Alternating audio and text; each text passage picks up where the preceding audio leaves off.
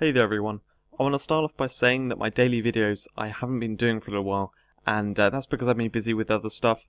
In a few days time I'm going to restart them, and I'm actually going to stick with them daily videos so I can get through all the skill combos and then move on to dragon previews. Now dragons is what I'm going to focus in this one. I've spent the last few hours testing various dragons, and I wanted to show the 5 best dragons within their category. That's, I think, what I'm going to title this video. Not sure exactly. Yes. So here's all the dragon details that I've been writing out just for myself. You can't see these in the forum. This is just all the information that I'm writing down, and then I'm going to put it into my guide. Anyway, so these 5 here are very special because they each excel in their own particular way. I'm going to go through the dragons quickly, then I'm going to show them. So Avalanche, many people know this as the best single target one. It also creates an awesome area which boosts water damage, boosts your move speed, and slows down enemies. Yeah, brilliant single target damage, but really suffers when there's more than one enemy. Then we've got what to talk about next? Enflare. Enflare is really interesting. It's not very clear at all, but this flame armor. Basically what it does is after it gets hit 10 times, then it gets a permanent 60% damage reduction. Yeah, it's awesome damage reduction considering the high health. If you can get this to mythic and max level, it tanks way better than anything else. You just need cupcakes so you can keep the health topped up, and then it will just tank ridiculously well. So I'll show you that.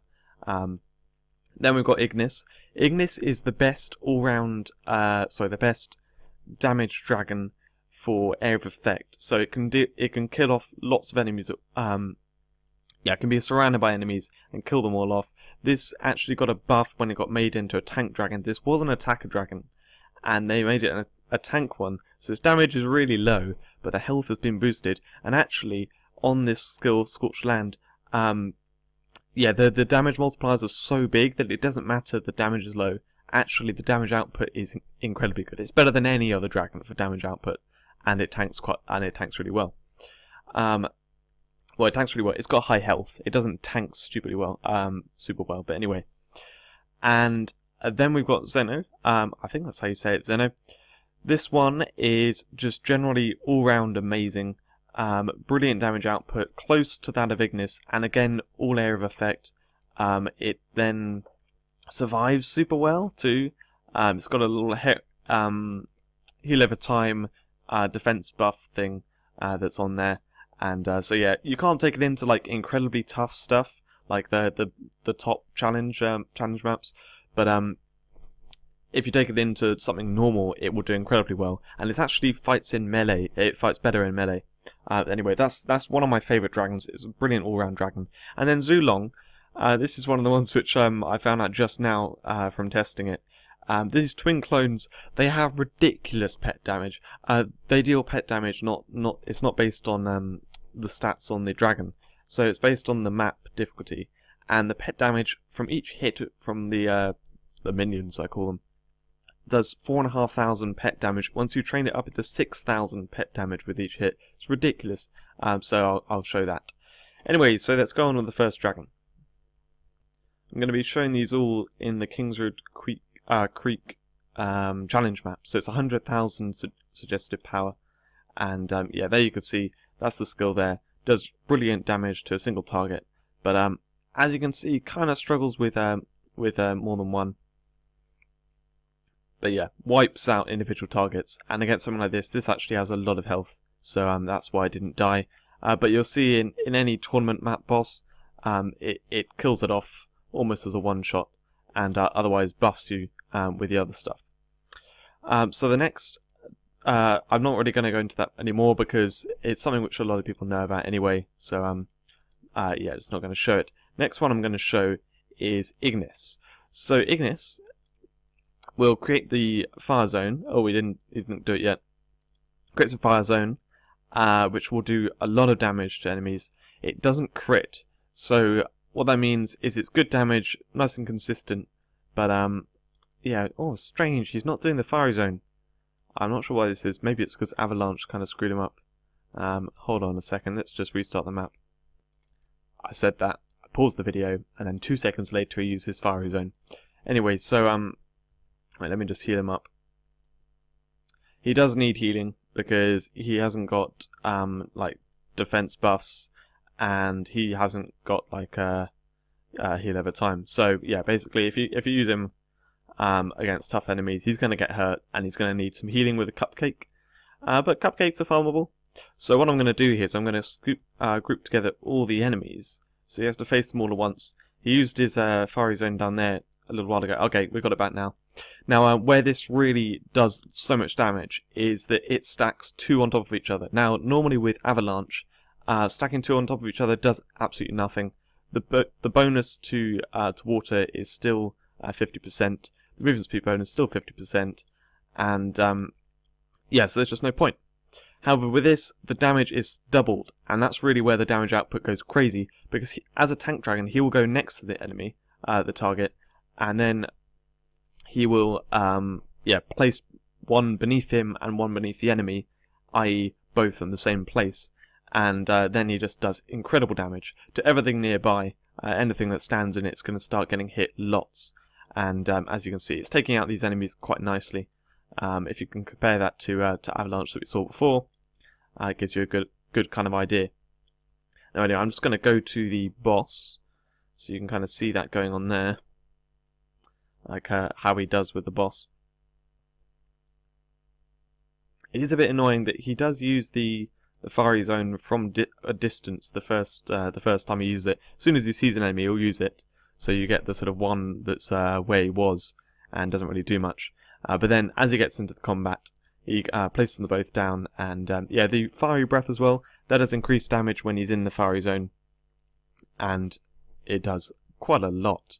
Considering he's a tank dragon with high health, he's got like quadruple the health of an attacker dragon, and does the most damage output. So yeah, his claws are in PvP right now, which is kind of exciting for me because I'm stuck at Artifact, and I really want to take him further. Although, it has to be said, he does take a ridiculous amount of fish, so not one for noobs to get up. Next dragon we're going to show is, I need buy tokens. I'm going to show Xeno. So Xeno should be able to hold his own. The reason why I said he fights in melee is because one of his moves he'll only actually use if he's in melee, and that's it's like a bite move that then increases his damage by 20%. Gives him 20% damage reduction and a heal over time. So if he's going to get in trouble getting attacked in melee, that's when usually melee enemies will run up to the enemy, to the dragon, and start attacking it. That's when he'll bite them and increase his survivability. Otherwise, he has this almost constant effect around him that damages enemies. Again, it doesn't crit like Ignis's one. However, it does really good damage. It does slightly less than what Ignis does, which is why he ends up with slightly lower damage output. And then otherwise, his attack rate actually got buffed recently. It used to, so attacker dragons attack every 2 seconds, and he used to attack once every second. Now he attacks once every 0.5 seconds. So he's quadruple the speed of other attacker dragons, and his basic attack is actually slightly different because it has a 25% chance to pierce through targets. So basically, he will sit there doing basic attacks while he's got those sort of buffs going on. And oh, he isn't surviving so well right now. What is it? Normally, he takes these guys down fast enough that he can survive. But yeah, as you can see, taking them down very nicely. Not quite as fast as Ignis. I've tested it, looked at the numbers and everything. It's not quite as fast, but it is definitely fast. It's great for clearing out enemies, and like I said, also survives by himself, which is nice. But you do have to get him within melee distance. Oh, he's gonna... Darn it. Is he gonna die off? Wait, I need to find the Q button. Ah, he's gone. He's gone! Okay, hold on a second. I turned the light off in my room, and thought I wouldn't need to read the keys, but actually I do. So I couldn't find where the Q button was, so my cupcake... Oh, I could have just clicked it anyway. Now I feel dumb. Anyway, as you can see, its damage output's very nice. It's good all-round dragon. Very, very good for all situations. He takes a lot of fish again, slightly less than Ignis, but a huge amount. It's 4.5 times the usual. Ignis is 5.4 times the usual. And I can't remember how he does a single target damage compared to Ignis. Definitely his area of effect damage is lower. His single target damage, I think, may be somewhat similar, just because of his ridiculously fast basic attack. Anyway, I'm going to move on now to the last two dragons. Right now, I'm in the Godwood map, which has 150,000 suggested power rather than 100,000. So pet damage is going to be higher, and as you'll see with the damage being dealt by these guys, they deal, all fire dragons deal split damage. So it's actually 1/3 normal and 2/3 fire. It's for some reason it's 50-50 on the normal dragons, but these minions do 1/3 and then 2/3 fire. No idea why. But anyway, you'll see that the damage output from them is ridiculously high. They do so much damage per hit. And they actually last 1 minute, which is ridiculous considering the cooldown on the skill is 15 seconds. So the main problem is you get the enemies. They spawn right next to the enemies, so they generally get taken out. As you can see here, they're being killed off. It's actually just about in time for another set to come in. But yeah, if I was a wizard right now, I could do something like polymorph, or some other things to distract the enemies, send them away, and then you can kind of try and stack up the minions, because you can get a few of them out. Zhulong, although it's a support dragon, it works as a damage dragon, and it needs to be protected. You need to try and secure that damage output, but otherwise it is very cool. And actually, if I compare it to the damage dragons, it's not as good as damage dragons. So this isn't some incredible dragon that's better than the damage dragons. Where this niche is when you go into the really high power levels, like these Master Challenge maps, and then it has some use of having really high pet damage. And oh, you saw the dragon got taken out really quickly there. But anyway, so I'm not going to go into that in great detail until I show the dragon properly. But the pet damage on that is awesome, way above the others, and it's really, really nice there. So the last one I'm going to show, I'm going to go into the Adamar Sanctum challenge map now. This is the ridiculously tough map that everything gets killed off super fast. So to give you an example of this, I'm going to go with Ignis, and so this is max level tank dragon. It's got like 40 something million health, and yeah, he'll go in there, he'll get attacked, and look how quickly he dies off. It's kind of ridiculous. Actually, I'll do Xeno as well. See how he survives. He's gonna get killed off pretty quickly. Oh, he's tanking up a bit. Was he actually even getting hit there? He's sort of getting knocked back. Oh, because he slows them, and they're messed up right now. Anyway, that's not how it should be. Now we go with Enflare. So this is to show you how good Enflare is at tanking. So first up, he charges around, and that kind of disrupts the enemy, or he avoids getting hit by the enemies a bit more. But because they've got to sort of run after him. Now the first 10 hits he takes normal damage, so he's not so tanky then. You've got to protect him, and that's why I've had to use the cupcake already. But you'll see when the cupcake's gone off, just how much he's actually tanking hits. He survives a surprisingly long time if you compare it to other tank dragons even. And you can see how I could have him out. If I was an archer, I could be stood back attacking and everything. He's in there. Yeah, he's moving around a bit, which kind of makes him slightly dodgy. But yeah, it can be in there tanking, and then I wait a bit and I can use a cupcake, and then let him tank for a bit more, use another cupcake.